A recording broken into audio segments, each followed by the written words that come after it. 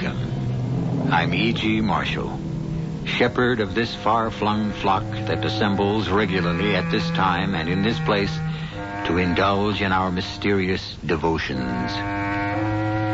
While might may not make right, it can and often does make just about everything else. In a very real sense, the story of our alleged civilization is a story that has been created by armed men. Although the eminent Mr. Bulwer Lytton may have said that the pen is mightier than the sword, it should be noted that he used a knife to sharpen his quill. And after all, when you come to think of it, our country, and practically every other country in the world, still spends more money for guns than for almost everything else put together. Any special orders today, Frank? Nothing. It's quiet. This should be one of them nice, peaceful days, a policeman's delight. Yeah, I hope so, Frank. Anything wrong, Eddie? Well, is it possible to know when the last day of your life has arrived? No, it isn't possible. I got this funny feeling. Yeah? Right now, if I close my eyes, I see myself walking the beach. A guy with a gun is running out of a store. I yell, halt. He turns, he shoots at me. You want to go on sick call? No, I get this feeling every day. Eddie, you're the most sensible guy in the precinct. It's just a crazy feeling. And it always passes. Except today. Except today, what? Nothing. Nothing. I'll be okay. I know I'll be okay.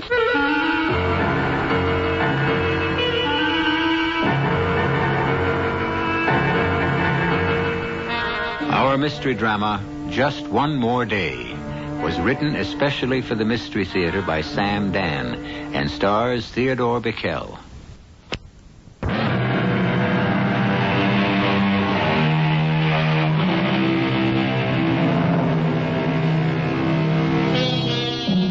His name is Edward Mason, and this is the early morning of a very special day in his life. To each of us, there comes a final day. From time to time. A last day, a day which marks a divide. And today is one of those special days for Eddie, because it is the last day that Eddie will spend as a police officer. This is the 9,855th day that Eddie has been on the force, and it marks a total of 27 years. Every routine act that Eddie performs today is something that he will do for the last time. Checking in, standing muster, walking his beat, making his reports, and checking out. But today, there may be one act that Eddie will be called upon to perform for the very first time in 9,855 days. For the first time in 27 years. Morning, darling. What are you doing so early? Oh, I heard you stirring around. Sorry I woke you. So I figured I'd come out to the kitchen and put up the coffee. Yeah. Oh, what's the matter, Eddie? Oh, nothing. Same dream, huh? Yeah, same dream. I've been dreaming that dream now for, I guess, for the last 6-8 months. But it's never been so real. You know what you ought to do with that vivid imagination of yours, Eddie? I'm sitting in Mom's candy store, eating a dish of ice cream, vanilla, with strawberry syrup. You should become a writer, Eddie. I'm aware of how creamy white that ice cream is. And the strawberry syrup is red, like blood. Maybe go back to school. Take a writing course. Usually you don't dream in such sharp detail, you know. Then there's this kid. He's maybe 17, 18. One of the local punks. His name is Tommy. Comes running in. Oh, Eddie, it's only a dream. He yells, there's a guy next door in D'Angelo's. He's got a gun. And I rush out of the candy store, and I hit the street. There's this guy with a gun in his hand, and I yell, halt! But he doesn't. He spins around and he fires. And what happens? I don't know. The shot. It's the loudest shot I ever heard in my whole life. Always wakes me up. Eddie, Colin's sick. Nope. Not on my last day. But you got the time off coming. Myra, honey, I'm going to put in my 27 years fair and square. Hey, turn on the radio. Let's hear the news. Oh, the radio? Yeah, the radio. Oh, I can't. Why? What's the matter? It's broken. It is? Mm-hmm. When I was getting up just before, I thought I heard it. Well, you did. But it just quit all of a sudden. Well, let me see if I can fix it. Take my word for it, Eddie. Come on, Myra. What is it you don't want me to hear? Now, Eddie. I'll know about it sooner or later. Well, I was hoping it would be later. Tell me what it was. Well, a cop was shot early this morning. A holdup in an all-night cafeteria. Who? Kohler. George Kohler. Did you know him? You knew him, too. His father was the first partner I had on the force, Henry Kohler. Oh. He handed me the phone book. Oh, okay. I think the kid was with the Southwest Precinct. Now, Eddie, I want you to listen to me. Southwest, here it is. Oh, Eddie, please, don't go in today. Eddie, I'm afraid. Mara, take it easy. Sergeant Rowland, I'm Patrolman Edward Mason with the 25th Precinct. About Georgie Kohler, I called to see if he needs blood. Oh. Yeah, sure. Kid died an hour ago. Eddie. I think I better leave now. But you haven't even had your breakfast. Well, it being the last day and all, I want to get in early. Eddie, watch yourself. You know, that's what you always say, and that's what I always do. You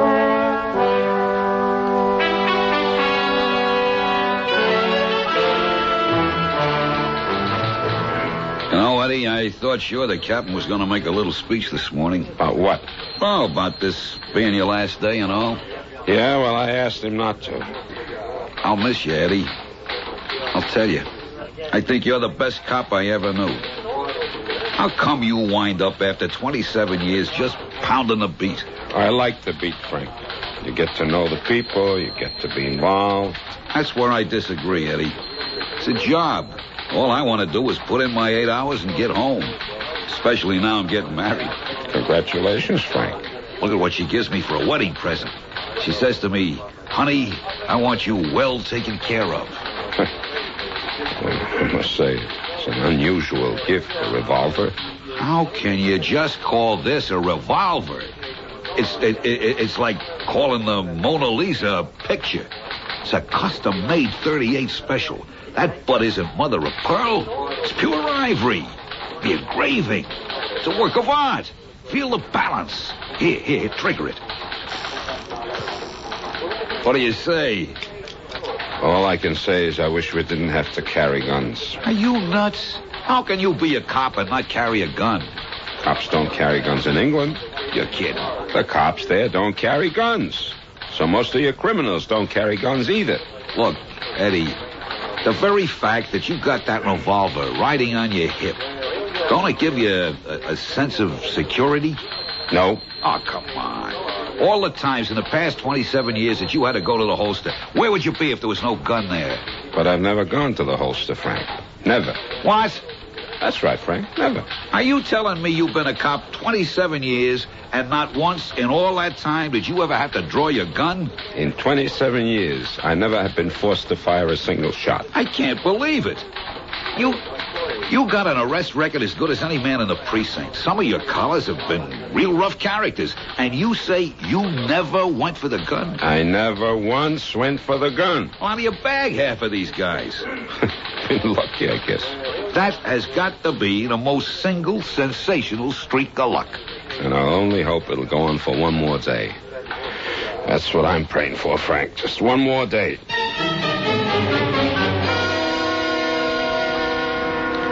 Hello, Tommy.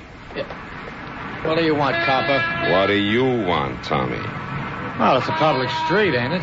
No, not exactly public. It's an alleyway used as a loading dock for this warehouse. You got any business here? Well, I'm just passing through. You wouldn't by any chance be casing the joint. Me? Figuring on maybe a little break and entry tonight. Would you stop me like this if I was a rich old guy?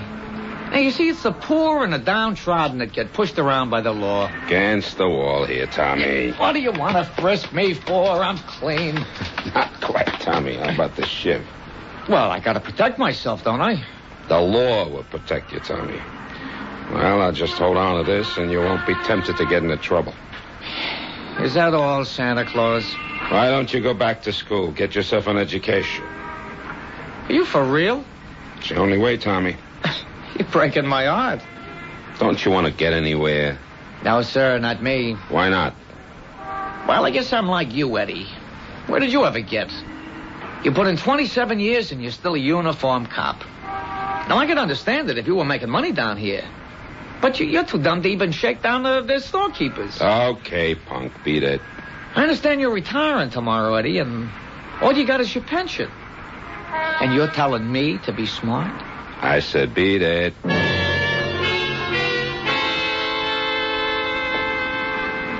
Well, good morning, Eddie. Good morning, Mom. Eddie, maybe you better come into the store for a minute. What is it, Mom? Well, I don't know. I got a funny feeling. You too? What do you mean, me too? What? Nothing. I was opening up the store this morning. You know, Benny's got the sciatica. Hey, did he go see this doctor I told you about? Did he ever go see a doctor in his life? So I just put out the papers on the stand, and this man, a youngish man, maybe 30 years old, he picks up a paper, throws down some money, walks away. What about him, Mom? I don't know. His face was familiar. In what way? Well, you know me, I'm always looking at the papers. I recognized him. Some gangster, you know? Gangster? Yeah, crook. A hold-up man. I seen that face in the papers. But I can't remember the name. Wait. In what connection would you have seen him in the paper? Well, like, maybe, a man that escaped from jail. Try and think, Mom. I'll try. But it ain't no good. You know me, Eddie. Let something once fly out of my head, and wild horses couldn't drag it back. Benny, he says the same thing. But you know who could tell you? Who? This kid, Tommy. He eats breakfast with me here every morning.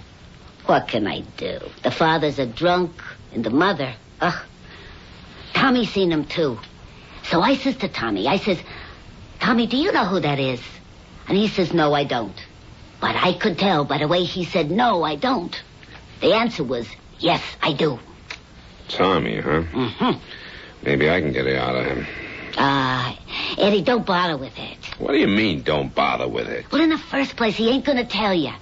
And in the second place, it's your last day. On your last day, please, don't look for trouble.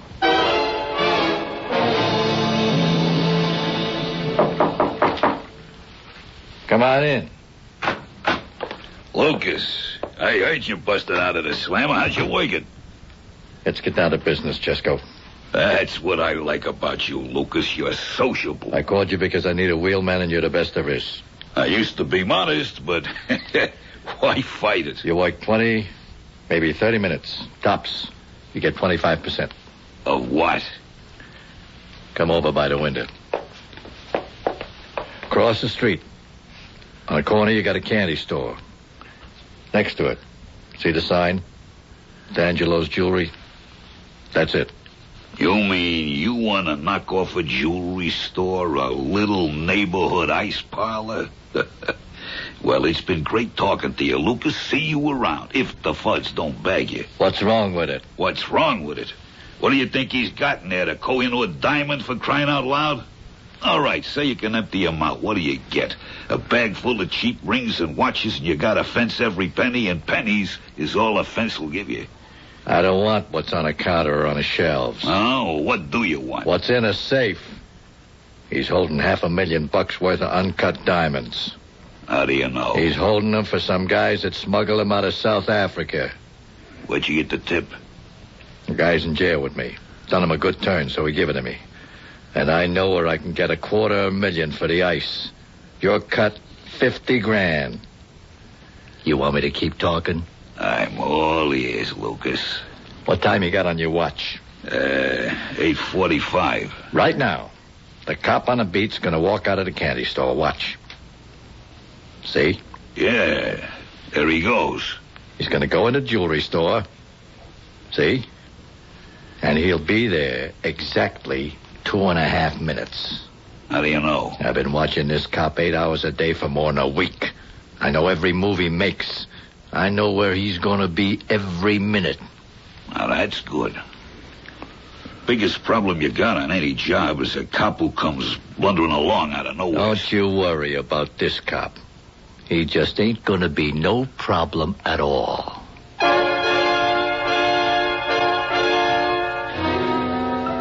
After 9,855 days on the job, will Patrolman Eddie Mason finally have to draw his service revolver in the line of duty? The two gentlemen whose conversation we have just overheard would seem to be the type who could very well make him do it. I shall return shortly with Act 2.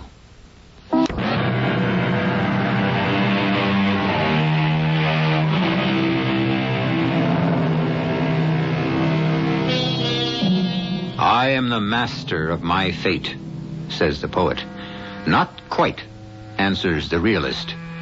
And he would seem to have the best of the argument. The fact is, so much of our fate lies in the hands of others.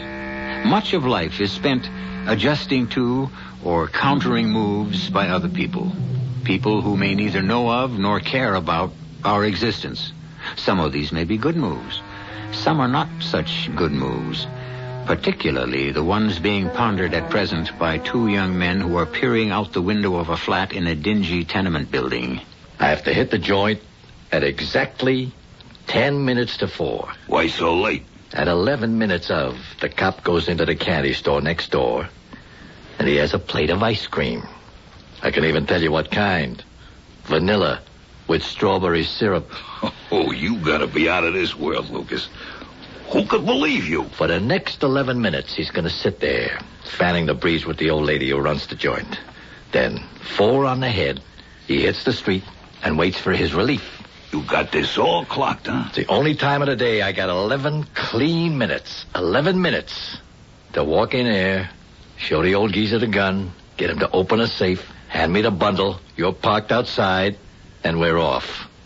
How do you like it? I'd like it fine without the gun. What's the matter with the gun? I hate guns. Once they go off, you could never tell who gets hit. Without a gun, if you get caught, a good mouthpiece can reduce any robbery rap to maybe 3 to 5. But get collared with the iron on you, you're looking at 7 to 10. Kill somebody, you're buried for 20 or 30. All I want the gun for is to scare him with. Okay. You see that fire plug 20 feet down a block?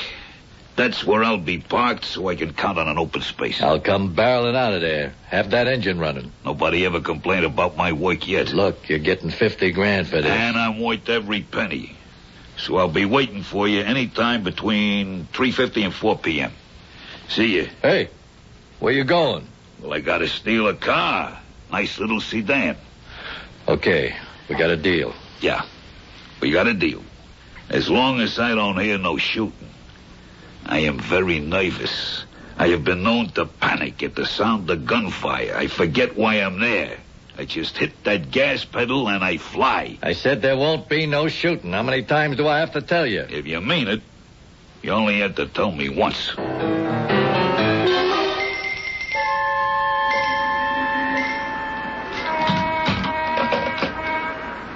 Yeah, you okay, Eddie? Sure. 9:30 check-in. You sure you're okay? Yeah. I'll mark it. Frank, listen. Mom Feldman, who has the candy store? Yeah, what about her? She's not sure. She thinks she spotted somebody this morning. Who? She's not sure. Look, why don't you get hold of the latest wanted circulars and bring them down here? How about this one, Mom? Nah, him I'm sure it ain't. This one? Mm-mm. What about him? Hey, wait a minute. He's the person. Mom, you sure? Yeah, I'm sure. In the picture, he got short hair now, and now it's down over his ears. But I'd know him anywhere, any time, by his mouth. tight, pulled up, like something's always bothering him. Jack Lucas. Yeah, busted out of the state pen 6 weeks ago. Armed and very dangerous, Eddie. Be careful. I'm always careful, Frank. He always carries a big gun. Likes to use it. We better ask to have an extra car patrol the area. I'll tell you one thing, Eddie. You spot him, you want to shoot first and shoot fast. And remember. I remember. You see anything the least bit out of the way, call in. Okay, Frank. Thanks, Mom. My pleasure. Eddie, it's your last day. Why did you have... I have a job to do, Mom. I remember reading the name. Jack Lucas. Mad Dog Jackie. And he's here, in the neighborhood. Who says he has to be here? Maybe... Maybe what? Well, maybe he was just passing by. He could be miles away from here by now. Mom, he's here. Eddie, makes sense. Why would he be here? What's here? He's here, Mom. Why do you think I am wrong, Eddie? If I tell you, you'll say I'm crazy. Eddie, you crazy? It's impossible. Today is, the only thing I can think of to call it is, today is the day of the gun. The day of the gun? Now what is this, Eddie? The law of averages, Mom. The law of averages suddenly realizes that me, Edward Mason, has been breaking it far too long. Now that sounds crazy. I know. So today we have to have the day of the gun to make up for all the days we didn't have one. I wouldn't want to talk this way to anybody but you, Mom. Eddie, what is this about a gun? Wherever I turn today, I'm looking down the barrel of a gun. Last night, I dreamed about a gun. This morning, a cop I knew since he was a kid is gunned to death. Yeah, I heard it on the radio. I come to work, and Frank makes a big deal out of his brand-new custom-made service revolver. A gift from his fiancée, no less. What kind of gift? All right, to each his own. And now we have Mad Dog Jackie Lucas, who I think was weaned on a gun. Yeah, but what does he want here? I think he wants me. Oh, what kind of talk is this? Does he know you? No, Mom. And I don't know him either. Then what are you saying? I'm saying I got this feeling. I can't shake it. Just one more day. That's all I want. Just one more day. And I just know I can't have it. Listen, you say you saw this guy. Well, I could have been mistaken. That doesn't help. If he's in the neighborhood, I have to know. Could Tommy have seen where he went? Could Tommy have seen? Yeah, sure. And I'll tell you why. Because when I asked Tommy if he knew the fella, Tommy went to the door and he looked. So, wherever he went, Tommy would have seen him. Yeah, thanks, Mom. For what? I upset your whole day.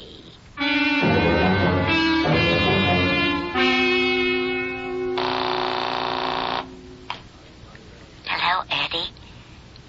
How do you know it's Eddie?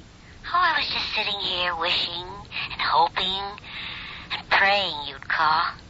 I guess it's what they call ESP. I just want to let you know it's 12 noon and all's well. How do you feel? Just great. Oh, it's so hard to believe.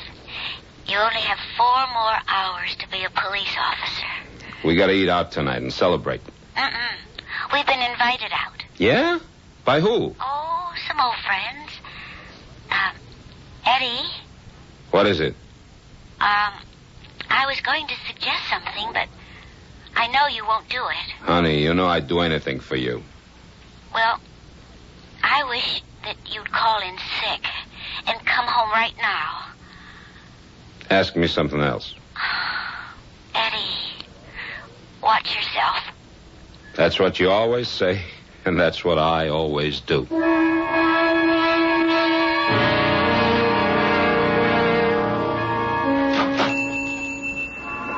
Well, look who's here. Mr. Junior Gangster himself. Give me a chocolate malt, huh? I owe you $1.50 for breakfast, so just take it out of this. Where'd you get $10? I lifted a guy's wallet. I almost believe you. When are you going to get a job? Well, I may pull one tonight. Oh, was it going to end with you, Tommy? Eddie the cop wants to see you. Oh, yeah? Listen, Tommy. You remember that person we saw by a paper this morning? I didn't see no person. Do you know who he is? I don't know nothing. He is the one they call Jackie Mad Dog Lucas. I never heard of him. An escaped convict. A murderer. I can't prove nothing by me. Tommy, if a person like this is in the neighborhood, Eddie should know about it. A lot of things Eddie should know, but he's a chump. Eddie's a good cop. There ain't no such animal as a good cop. Don't you talk that way about Eddie. Was there ever a hungry person on this block? Eddie'd buy him groceries. And your own father. How many times does Eddie carry him upstairs when he's dead drunk? Why don't Eddie mind his own business and leave the old bum in a gutter? Tommy, you can't say that about your own father. Even if it's true? Believe me, Eddie's on your side. Hello, Tommy. Well, look who's here. Old Santa Claus in a blue coat. Yeah, what happened to your whiskers? I want you to look at the picture on this circular. Oh, glad to oblige. Glad, sport the local fuzz all the way. That's my style. Look familiar? Of course. That's the person you and I saw this morning, Tommy. I never seen him before in all my life. Okay, you walked over to the door to get a better look. Who did? You did. Well, I may have walked to the door because a good-looking dame was walking past. Which way did he go? Which way did who go? The guy on the circular. The guy I'm looking for, Jack Lucas. How can I tell you which way he went when I never seen him? Okay, Tommy, have it your way. What do you mean, have it my way? What do you want from me? What am I, a cop? Am I supposed to go around looking for escaped cons? I don't get paid to wear a badge. Why do I have to do your work? Maybe if you spent more time being a cop and less time hustling drunks out of the gutter and helping a bunch of deadbeats pay the rent and quit being Big Daddy and good old Uncle Eddie. Maybe if you spent more time being a cop, a real cop, you'd find him yourself. Now I'm getting out of here. What's a real cop? Tommy's what they call a disturbed boy, Eddie. He doesn't respect me, Mom. Don't say that. It's the truth. You are the best cop on the whole force. No. I'd be the best cop if I opened somebody's skull with a billy club or gunned down some crook. That's what he's been taught to respect. Eddie, he really looks on you as a father. That's no compliment. Well, just think. Tomorrow, you'll be a retired man. Yeah. But that's tomorrow. Meanwhile, I still got today. Just one more day.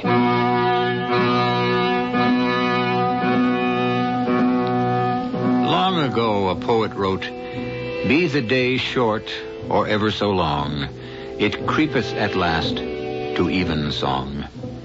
And the longest day for Patrolman Edward Mason also creeps reluctantly to its close. But before it ends, finally, a certain event is scheduled to take place. And looking at it analytically, there are three possibilities. A, it will be canceled. B, it will be postponed. C, it will happen. I shall return shortly with Act 3.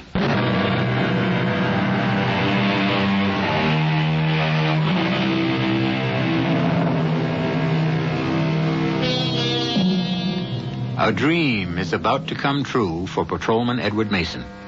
The trouble is, he doesn't know which dream. He has two of them.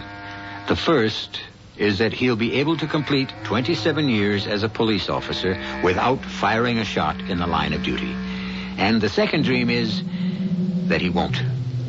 It is now 2 o'clock in the afternoon of his last day on the force, and he has 2 hours to go. All 27 years are now compressed into 2 hours, 120 minutes, 7,200 seconds, and Eddie can feel the beat of each of them. Ah, Eddie. Mom says you wanted to see me, Jimmy. Eddie. Look at you. I don't know. Should I laugh? Should I cry? Well, do both, Jimmy. See which you like better. Yeah, I cry because 27 years, Eddie. Where did it go? Search me. But I laugh because tomorrow you are a retired man, a free man. And then I cry because I lose an old friend. How can you lose old friends? Eddie, we're going to have a wonderful dinner tonight. Tonight? No. I think my wife said we were invited to... Sure. We fixed it with Myra. There's going to be a big dinner in Clancy's restaurant for you. For me? Everybody's coming. Mama Feldman and Schmidt, the butcher, and Pedro and Jerry, the plumber. The whole neighborhood. Oh. It's supposed to be a surprise. Oh, I shouldn't have told you. Don't ask me why I told you. Okay, Jimmy, I won't ask you. I don't know why I told you. I don't know what got into me. I just want to make sure you knew how everybody here feels about you. It's just... Look, you're a cop. You understand. Any minute, some bomb, some gavone. You know how it is. I just felt I had to tell you. I understand. Let me tell you the rest. You got to promise to act surprised when you get it, huh? When I get what? Yeah, I got it here in the drawer. It's a watch. Oh, hey, that's... See what I engraved on the back, huh? It's my finest work. To Edward Francis Mason, Eddie, a man of the law. I'll put it back until tonight. Jimmy, what do you got in that drawer? A revolver, Jimmy. What? I got a license for it. Why? Eddie, times have changed. I know, but you can't change him back with a gun. Nobody gonna come into my jewelry shop and hold me up. You want to get killed? Jimmy, what's gotten into you? That gun, he won't settle anything. It'll maybe settle a few crooks. You show the gun, you force him to kill you. These animals today, they kill you anyhow. Believe me, Eddie, you're getting out just in time. You're not a cop for today. Promise me you won't do anything foolish. How can any human being make such a promise? Huh?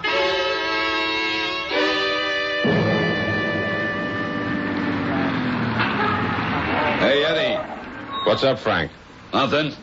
Crew's in the neighborhood. So's Rogers. Anyone spot anything? Not a smell. If Lucas is here, he's sacked up tight. I'll keep looking. Just think, Eddie. 40 more minutes. You're out of it forever. Why?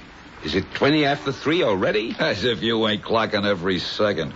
I would say you're over the hump. 20 after 3. One more turn around the beat, and then I hand it over to Smitty. Between you and me, Eddie, I don't think Mom actually seen this mad dog Lucas. Or if she did, he was just passing through. Yeah, see you back at the station house. Okay. And Eddie, keep your eyes open, huh?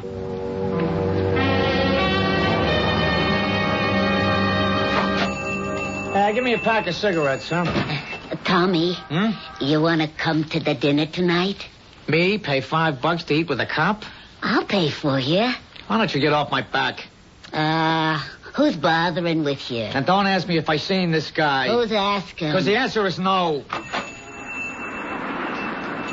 You got a phone booth? Right in the back. Thanks.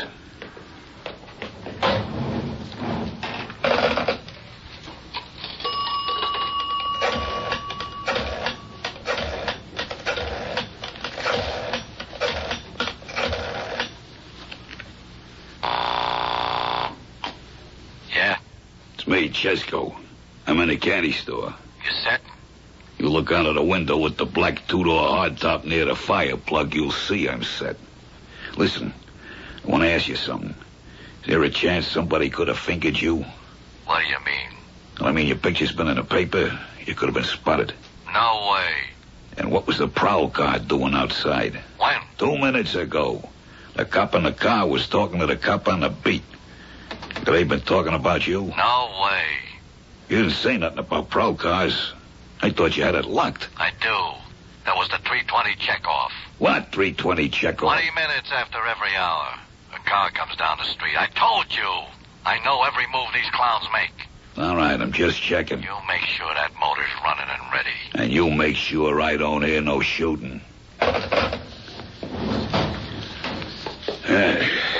Hot day, huh? Yeah.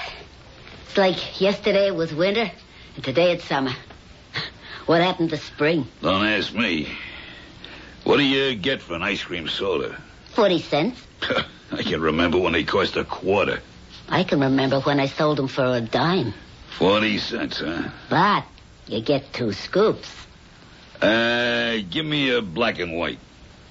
Ain't it a crime the way prices are sky high today? Yeah, where will it end? Beats me. Tommy. I already paid the $5 for Benny. I said I ain't going. I just talked to Benny on the telephone. He can't even get out of bed. Why should the money go to waste?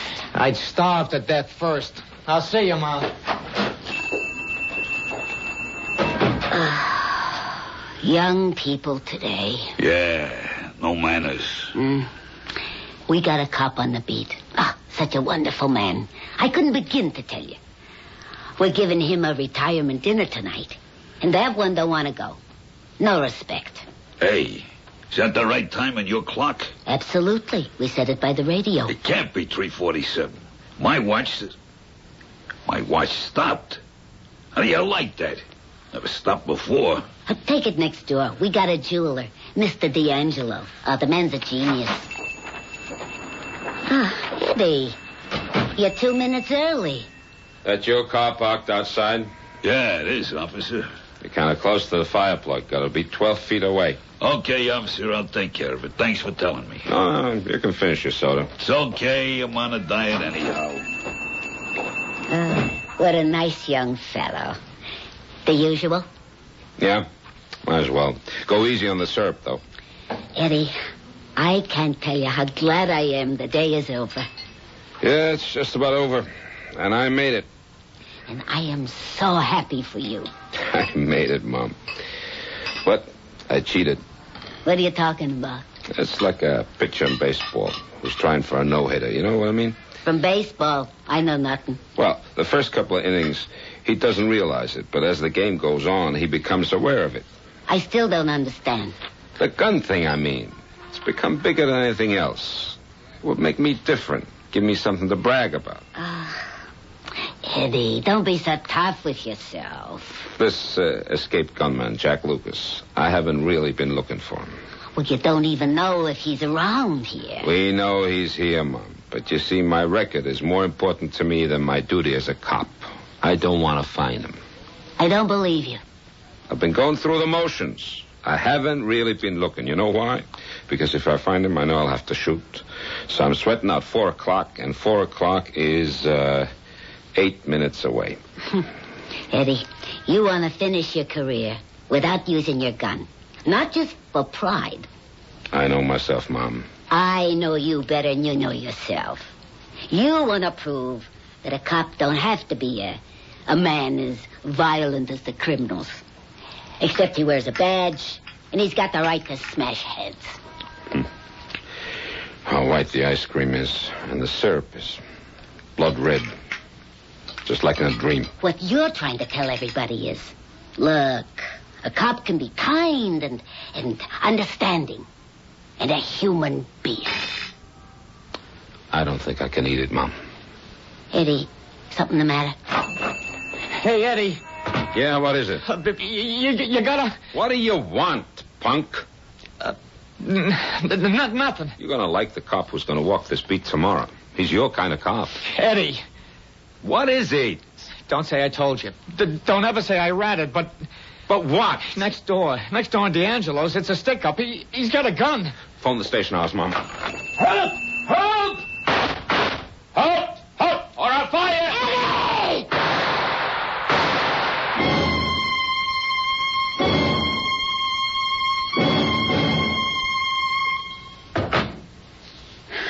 Eddie? Yeah? It was on the news. I heard. Frank called me, and the sergeant. And Mom. D'Angelo. He's dead. Oh, no. You see, he was willing to give up the diamonds, but... But what, Eddie?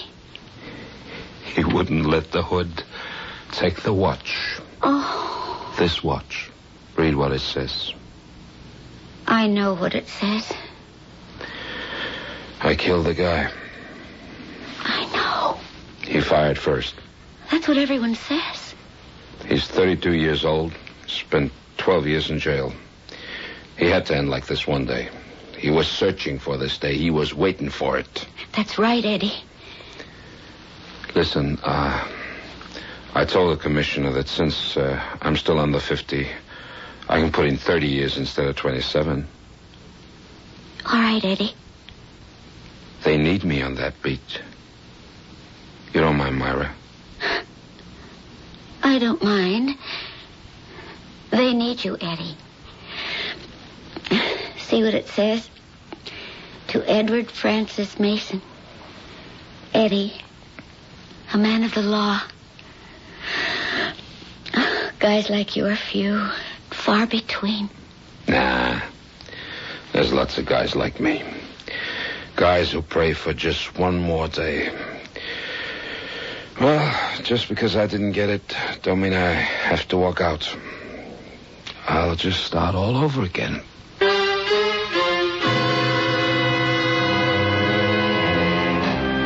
Just one more day. A modest enough request. There are so many days, so many uneventful days, so many dull days in which nothing happens. And yet, when Eddie Mason prayed for just one more of them, suddenly it became too precious a gift. I'll be back shortly.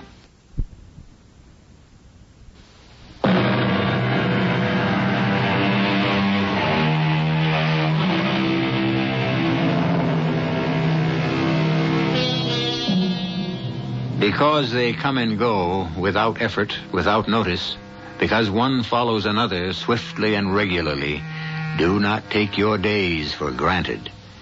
Each is special. Each has its own meaning and its own place in the scheme of your life. Each one, added to the other, shapes the meaning of your existence.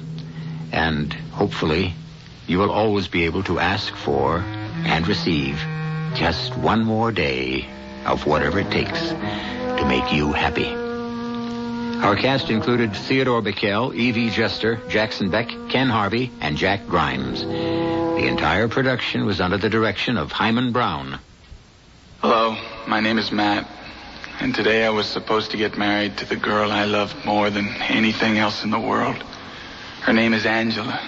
See, we were all at my bachelor party doing shots, and then my buddy Mike, who I've known since we used to race tricycles together, whipped out some Coke in the bathroom. I did 4 spoons and died right there in the stall. Cardiac arrest, they said. A heart attack.